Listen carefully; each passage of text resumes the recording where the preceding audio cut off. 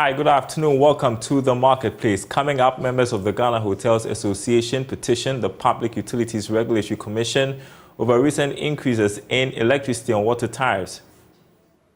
Immediately after this conference, we are marching to the head office of the PURC to present a petition to the Executive Secretary. We have notified the police of this march in line with the Public Order Act. Also coming up, prices of petroleum products remain unchanged in the first 2 weeks of September. We hear from the Institute for Energy Security. Plus, the Chartered Insurance Institute of Ghana concerned about the current state of the economy, saying it may affect the industry's quest to expand insurance coverage. Some of the risks faced by insurers in challenging times like these are increased claims and claims costs, increased fraudulent claims, and underinsurance. My name is Daryl. Kwawu. Thanks for being with us. Details coming up.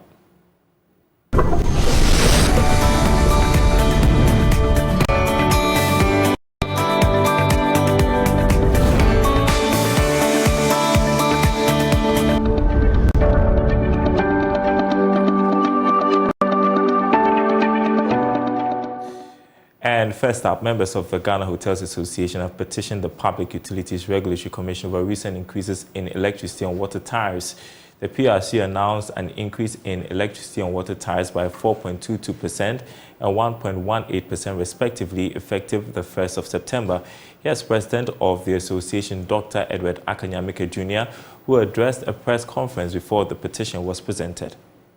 The administration of the Tourism Development Fund has denied tourism trade associations the needed financial support to be effective partners in the public-private sector collaboration space. Another worrying trend, and this is very important, another worrying trend over the past few years has been the lack of accountability in the disbursement of the fund. We call on the board of the Ghana Tourism Authority to revisit the proposal for a portion of the fund to be allocated to functional tourism trade associations every year to support the aspiration of the associations. We also call on the board to revert to the old practice where the stakeholders were updated regularly on the inflows and outflows of the fund. The Public-Private Partnership Forum, this is the last one.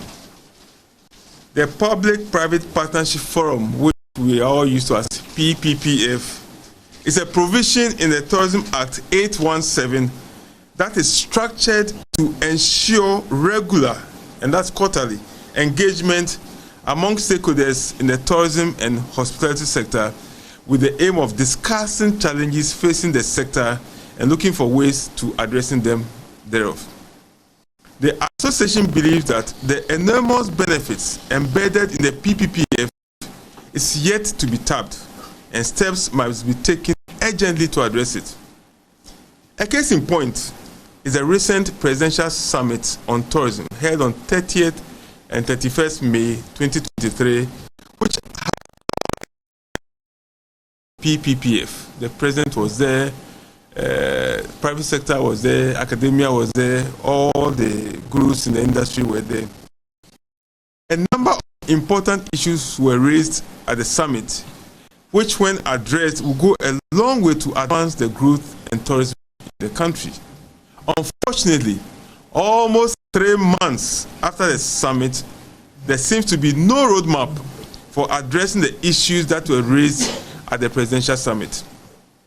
The association has also raised a number of issues, such as mandatory membership of hotels association by hotels, copyright royalty, funding of trading activities, of which have not received the needed attention.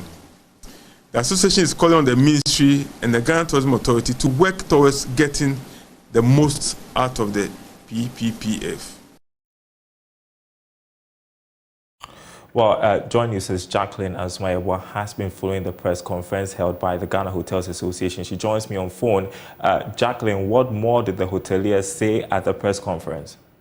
Okay, Daryl, so first of all, their grievance is against the PURC, which started in January 2023 when they announced an 8.3 upward adjustment in water tariff, which was effective in 1st February 2023. And also, they talked about the fact that the actions and inactions of government in keeping the COVID-19 levy in their tax books when even the World Health Organization had declared that the pandemic was over. So basically, they want that scraped off. And also, they talked about the fact that the actions and inactions of government in implementing a new property rate payment regime that had also increased property rates astronomically. And furthermore, they talk about the fact that the Ministry of Roads and Highway is not making conscious efforts of making the highway safe for tourists. That is both domestic and international. And the other issue that they talked about was the fact that the actions and inactions of the board of the Ghana Tourism Authority in the administration of the Tourism Development Fund that has denied tourism trade associations the needed financial support to be effective partners in the public-private sector collaboration mix. So basically, these were the issues that came up amongst the hoteliers. Were they able to hold the intended march? No, they didn't. So Dr. Edward Nyameke revealed that even though they informed the police about it, about the protest, no one showed up. And therefore, the members could not continue with the protest. So rather what happened was they sent their executives, led by Dr. Edward Nyameke, to present the petition to PURC. And what has the PURC said in response to the concerns of the hoteliers? Okay, so in response, the Director of Water Services and Performance Monitoring at PURC, he is in the person of Emmanuel Fiati, revealed that he has no idea of what the petition entails. So once he's done, he will revert back to the members of the association. In fact, he seems to be oblivious of the details of the petition, even though the association says that they've had countless interactions with him since January. And what next for the Ghana Hotels Association after presenting this petition? All right, so what was revealed afterwards was that they are not given PURC timeline, but rather they are asking them to correct it and, if possible, refund some of the payments that were made earlier. And so basically, Dr. Nyameke emphasized on the fact that they are waiting patiently on PURC to respond. So once they respond, that is when they will see the next action from there. All right, Jacqueline Ansmayabwa, journalist reporter, thank you so much for bringing us the latest from the Ghana Hotels Association's press conference over high utility tariffs. Let's move on to fuel prices. Prices of petroleum products will remain unchanged in the first 2 weeks of September. According to the Institute for Energy Security, this is due to a slowdown in prices of finished petroleum products on the world market and a stable cedi against the US dollar. Petrol is likely to still sell at 13 cedis 2 pesos on the average, whilst diesel will go for 12 cedis 85 pesos on the average. Here's Adam Yakubu, a research and programs officer at the IES. The institute is given as a result of international price slowdown after consistent price increment over the past 3 windows and the slowed depreciation of the Ghana cedi. The IES is believing that given that there is Ghana cedi depreciation of 0.52% coupled with marginal increments in petroleum prices on the international market, there will be no significant increment, and for which reason prices are likely to be maintained at current rates.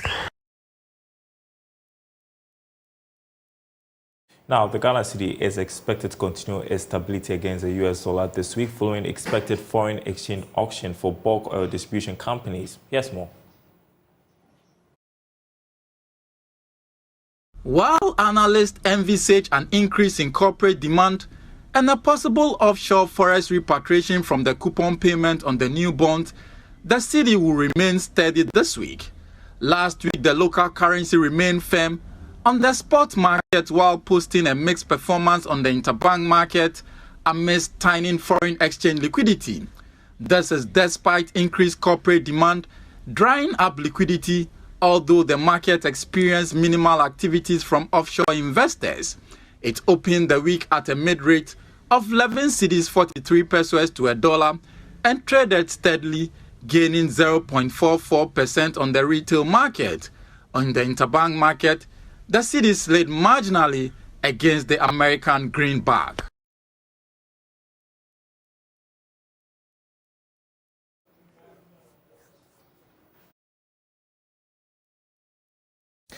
Now, the Chartered Insurance Institute of Ghana is concerned about the current state of the economy, saying it may affect the industry's quest to increase its penetration rate.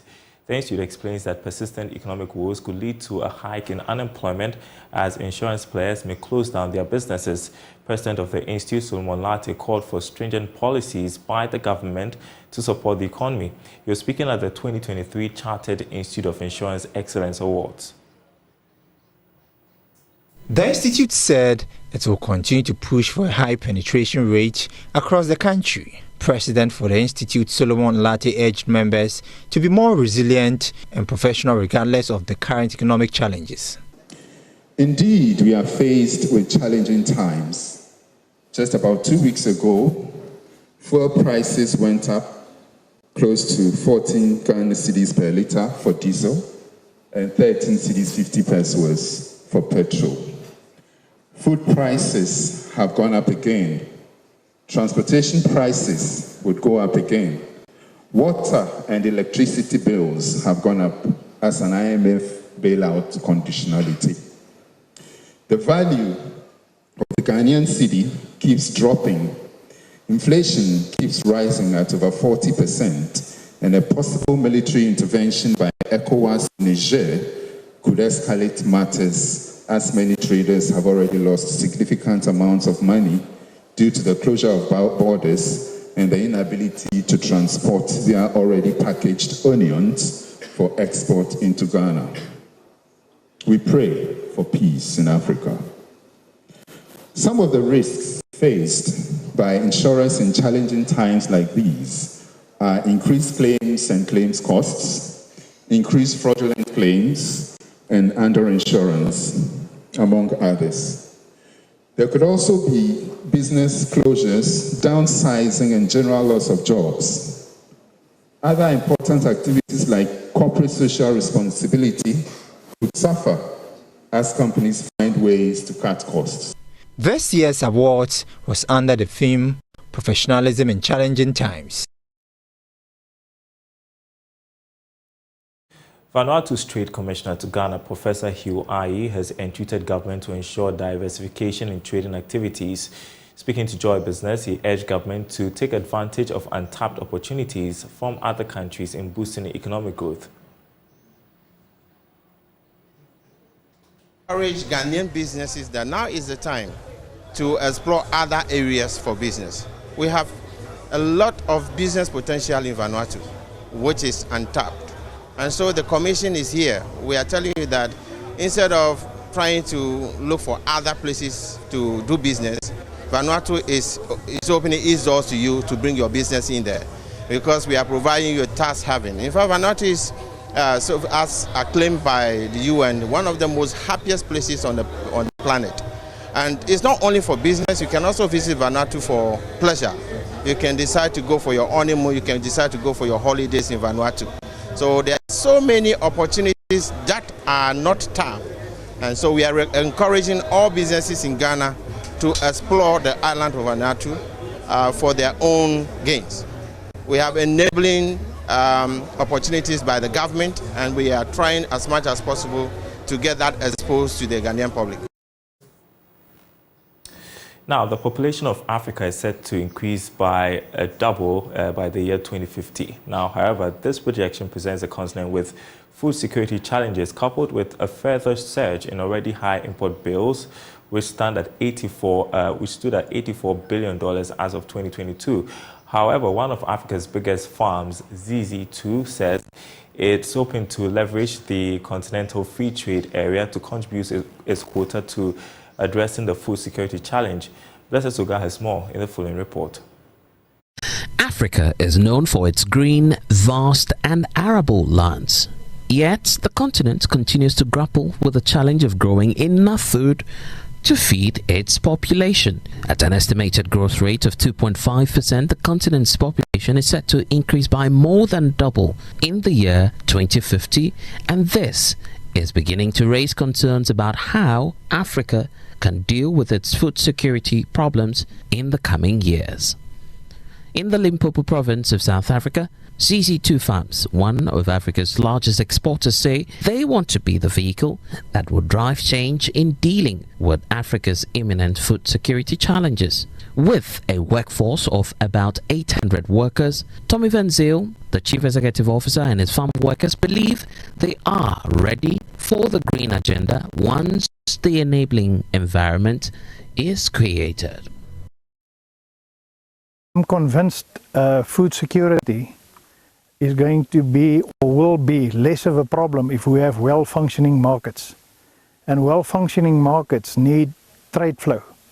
So if we have trade agreements and we have marketing structures, the price signal that comes from there motivates people, inspire people to do rational things like planting more or even planting less. I would say the biggest problem is to get public-private partnerships or intergovernment agreements. The red tape is too much. It takes too long time. And if we could solve the time it takes, if we can shorten the time it takes to take product from one country to another, I think it can create a lot of food security. Globally, there's certain products that has to grow in certain areas. And I think that counts for Africa as well. You can't grow apples and pears in Kenya or in Ghana, I think. But you can grow them in Cape Town. Although Tommy Van Zyl is hopeful that an intervention from the African Continental Free Trade Area Agreement will create a single market that will address supply chain issues, another hurdle may be the factor of climate change. Climate is definitely impacting on us. In farming, we're very accustomed to the 7 dry years and the 7 fat years, or cycles of 25 years of very dry or very wet. Sometimes we get a lot of frost and other times there's no frost. So farmers are pre-adapted to climate change. And we're closely observing the phenomena. What is happening? Is it going to change how we used to grow? Will we have to adapt? And we're thinking about it all the time, and we're resilient. We're looking at technology, we're looking at different regions, we're adapting our processes, our technology. It's a process. Luckily, it won't happen overnight. We think so. Experts argue that more private sector investment is needed in Africa's agricultural sector to boost production and to procure more advanced technology in order to significantly reduce the high volumes of the continent's import bills, which stands at $84 billion as of 2022. Blaise Ogan's report for Joy News, Limpopo Province, South Africa. Well, back home in Ghana, the Bono Regional Director of Food and Agriculture, Dennis Abugri Amenga, has urged women in agriculture not to let perceptions and beliefs founded on traditions prevent them from coming out to access interventions. Speaking at a deba at Injo in the Tain district on barriers to women in agriculture, Mr. Amenga says stakeholders will continue to work to eliminate the barriers to enable women improve their livelihoods and contribute to the community. Precious Semevo has more. According to research conducted by the Center for Agriculture and Biosciences, CABI, some socio-cultural practices continue to hinder the involvement of women in agriculture. Women are not allowed to go to the farm on some days. These practices continue to affect our progress. Women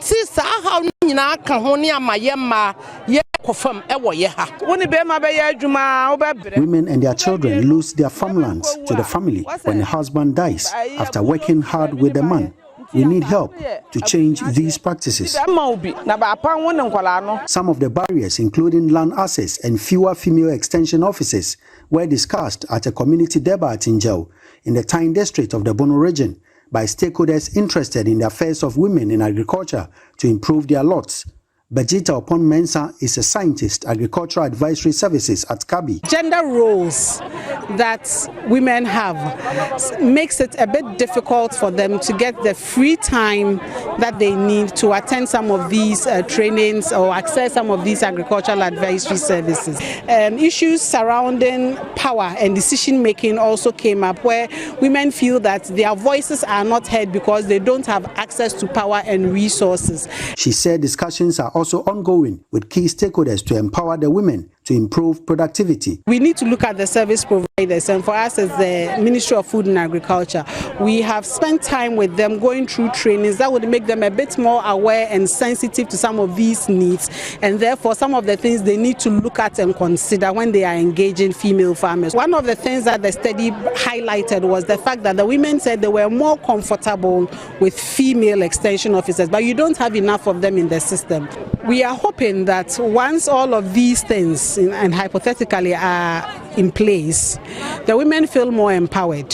They feel their voices are heard. They are able to put in a lot more effort. You expect that productivity would go up. You expect that things related to marketing and processing would also improve. Speaking to Joy Business, Bono Regional Director of Food and Agriculture, Dennis Abugri Amenga, said some women in agriculture do not assess interventions due to some cultural beliefs, despite their efforts. He called for collaborations towards improving their yields and livelihoods. The women who, when interventions come and they see that it's good and they come forward, at times they are given different types of labels, sort of superstition and beliefs. Because of that, hardworking women who you even want to recognize and give the necessary push are not able to come out.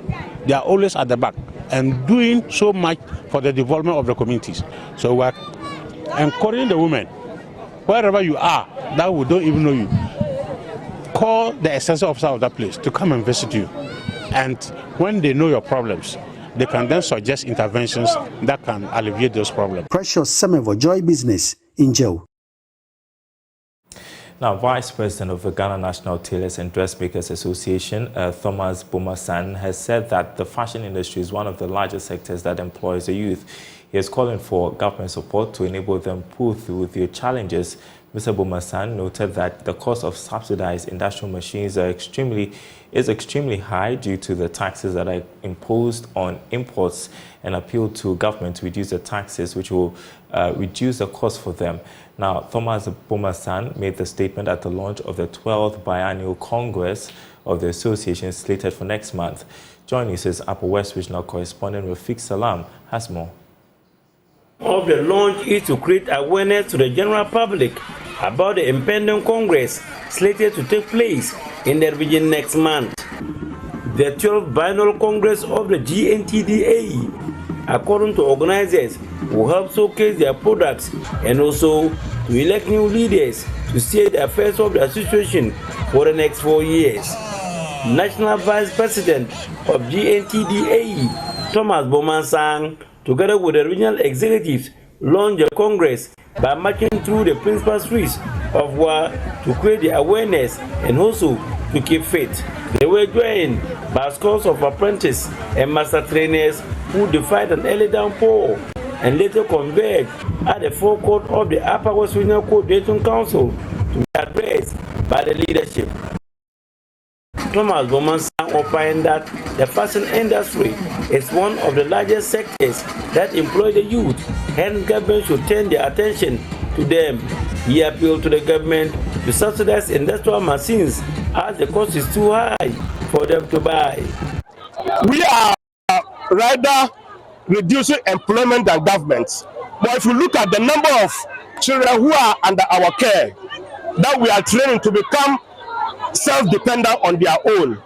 So we are calling that the challenges we have is essentially the assemblies and government. We don't receive any support from them. That will enable us to push those who are behind, especially when you look at there are others who doesn't have money to come into the training aspect. So we need to push that. They should bring them to come in so that we can all help whatever training, especially. You see, nowadays, industrial machines, the price is too high. So if government can do something to rather reduce it, the taxes on it, so that it will come down for our people can purchase, so that you'll use it for their businesses. Upper Regional Chairperson of GNTDA, Said Abdul Momen, expressed worry over the low number of men in the fashion industry. Using the Upper region as an example, the association has a total membership of 2,256, comprising of 1,558 females and 698 males. Despite the 1,000 Ghana cedis apprenticeship fee waived for the males, their number, according to the Upper Regional Chair, is still not encouraging. Whenever we go for passing out, we send this message to the parents and the guardians of the boys, but they don't listen to us. Well, we are just appealing to the boys. If they come, we will take them free. We won't take anything from them, but they don't like the business, the trade. We don't know what is the reason. We can't tell. They should look at us. As we are standing here, they know that we are all tailors. Look at all the men here. We are all tailors. Are we not good people in the society? A view equally shared by the regional elder of the association, Masood Sadugu, who urged the youth to venture into tailoring as it is a lucrative business venture. Me, I didn't do any business. I'm only a tailor. But all my children, they are all completed university. I never borrow. It was a tailor work that I used to let them all. Now they are all engineers and others. The men, if they come to us, we are not charging them anything. We are not charging them. We are taking them free of charge. Even the lunchtime, we do give them money to eat. But the ladies, they pay 1,000 cedis. 1,000 cedis. But the men, we just take them free. So we are encouraging everybody who should bring them to us. We will take them and teach them how to do the work. Reporting for the news, Rafiq Salam. Wow. Well, there's more news on our website, myjoyonline.com/business, including airlines warn of UK flight delays over air traffic control fault. You can read more about it on myjoyonline.com/business. My name is Daryl. Thanks for watching. We will be back same time tomorrow.